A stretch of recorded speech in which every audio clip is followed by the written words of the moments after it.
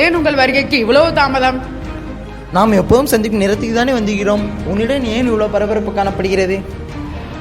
ஒரு மகிழ்ச்சியான செய்தி. விடுதலை ஒன்றுதானே நமக்கு மகிழ்ச்சியான செய்தி. நீ என்ன மகிழ்ச்சியான செய்தி கூறப் போகிறாய்? ஆஸ்துரை முடிவை தேடி மணியாச்சி ரயில் நிலையம் வருகிறான். நானே முடிக்கிறேன் உன் கதையை. கவனம் மாஜி, நீ செய்ய போது அவ்வளவு சுலபமான காரியம் அல்ல. இல்லை சிவா, அது சுலபமே இல்லை என்றாலும் அதை நான் முடித்து காட்டுவேன்.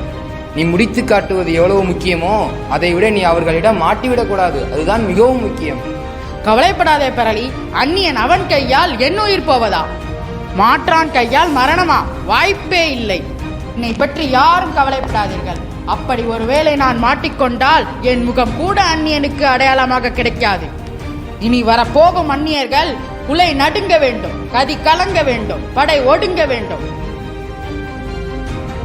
புறப்படுகிறேன்.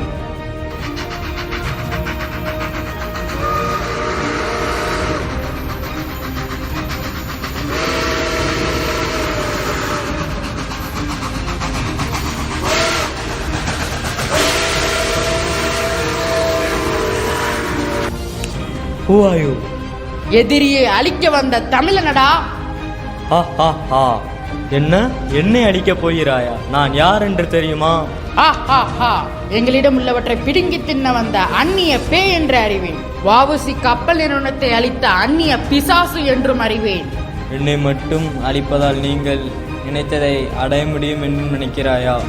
உன் போன்ற ஒருவனை அழிப்பதால் நாங்கள் எண்ணியதை அடைய முடியாது என்பதை நாங்கள் அனைவருமே அறிவோம். அறிந்தும் ஏன் இப்படி திமிராக பேசுகிறாய்? இது நாங்கள் உனக்கு வைக்கும் குறியல்ல, உனக்கு அடுத்ததாக வரப்போகும் 5ஆம் சார்ஜுக்கு அடிக்கப் போகும் எச்சரிக்கை மணி. எச்சரிக்கை மணியா?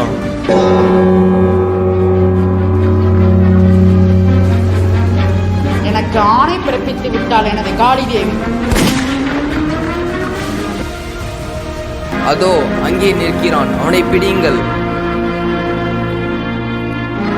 உடனே அவனை தூக்கிலிடுங்கள்.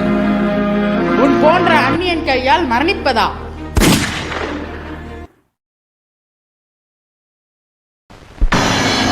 வீரத்தில் சின்னமே விடுதலை போருக்கு பித்தாக உருவெடுத்தார்.